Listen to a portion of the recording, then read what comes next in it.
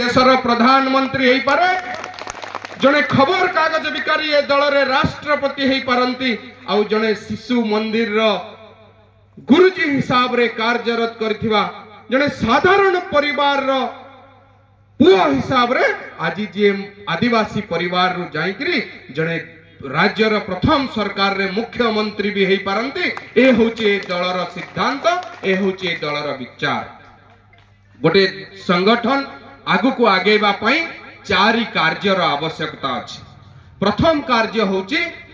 कार्यकर्ता आपण माने आमे समस्ते। द्वितीय कार्य होची कार्यक्रम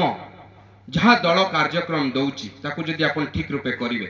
एवं तृतीय कार्य होची कार्य शैली को शैली रे करबा को कहा जायछि सेही शैली रे करिवे। चतुर्थ होची कार्यालय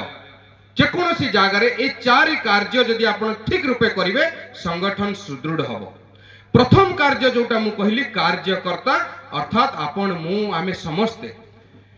कार्यकर्ता किमिति हवा दरकार। भगवान श्री कृष्ण कहचंती ना गीता रे द्वितीय अध्याय 56 नंबर श्लोक रे दुखेषु उद्विग्न मनः सुखेषु विगत स्पृह विद राग भय क्रोध स्थित धीर मुनिरुच्यते।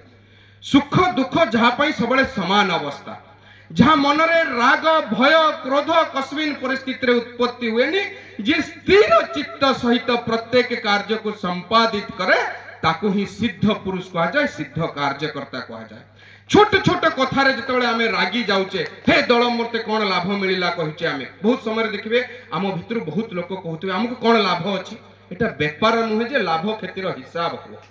आमे विचारधारा को नै करी गोटे सिद्धांत को नै करी जितेबाला अनुभवी हेचे संगठन सहित जड़ित रहिचे सेतेबेले लाभ क्षतिर हिसाब करा जाए। मां सहित पुअर संपर्क जिमती लाभ क्षतिर हिसाब करेनी सिमती संगठन भी आमर मां एठी लाभ क्षतिर हिसाब करा जाए। कार्यकर्ता होची सिए जे जहार पछरे दुनिया रे केबे एक्स लागेनी समस्तिंक पछरे कार देखिबे एक्स लागी जाए। 25 वर्ष धरिकरी जणे मुख्यमंत्री थिले गोटे समय आसिला धटिगणा तांको पछरे एक्स चीफ मिनिस्टर लागी गला। सांसद होंतु विधायक होंतु मुख्यमंत्री होंतु प्रधानमंत्री होंतु राष्ट्रपति होंतु सरपंच होंतु समिति सभ्य होंतु जिला परिषद होंतु वार्ड मेंबर होंतु समस्तिंको पछरे एक्स लागी जाई पारे केवल जने कार्यकर्ता पछरे दुनिया रे केबे एक्स लागेनी से निष्ठार सहित प्रतिबद्धतार सहित दल पई सुदृढ़ सैनिक भाव रे ठिया होइताय से कोनोसी परिस्थिति भी थाउ से होची कार्यकर्ता सेति पई कार्यकर्ता पछरे केबे एक्स लागेनी। आपण माने गर्व अनुभव करबा दरकार। आपण माने सेही भलिया गोटे दलर कार्यकर्ता जो दल मातृभूमि सेवारे सर्वबृहत राष्ट्रवादी राजनीतिक संगठन भावरे आज भारतीय जनता पार्टी विद्यमान अछि। ए दल जो दल रे मु जो कथा कहली चाहा बिकाली भी देशर प्रधानमंत्री हो पारती खबर कागज बिकाली भी देशर राष्ट्रपति हो पारती साधारण आदिवासी परिवार पुआ भी आज राज्यर प्रदेश मुख्यमंत्री हो पारती जने गरीब ब्राह्मण चाल झुपड़ी घरे रोतबा प्रताप षडंग भलिया लोक आज बालेश्वर रे दुई दी थर सांसद हो पारती ए होची दलर वैशिष्ट्य।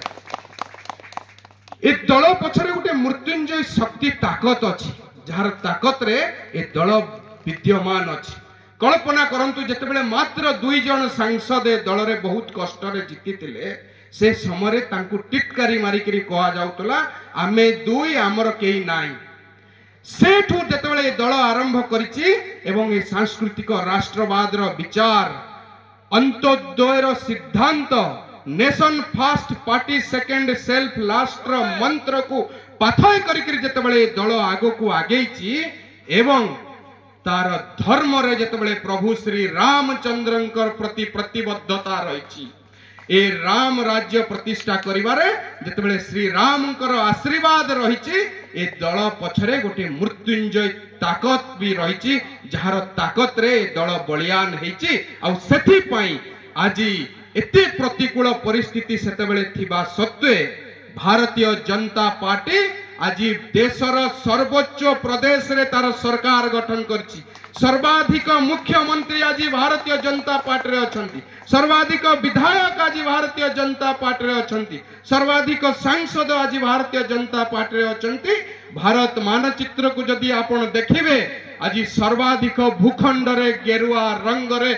भारत माता आज निश्चित रूप से रंगायित होती ए हूँ प्रभु श्री रामचंद्रंकर आशीर्वाद एवं भारतीय जनता पार्टी प्रति थिबा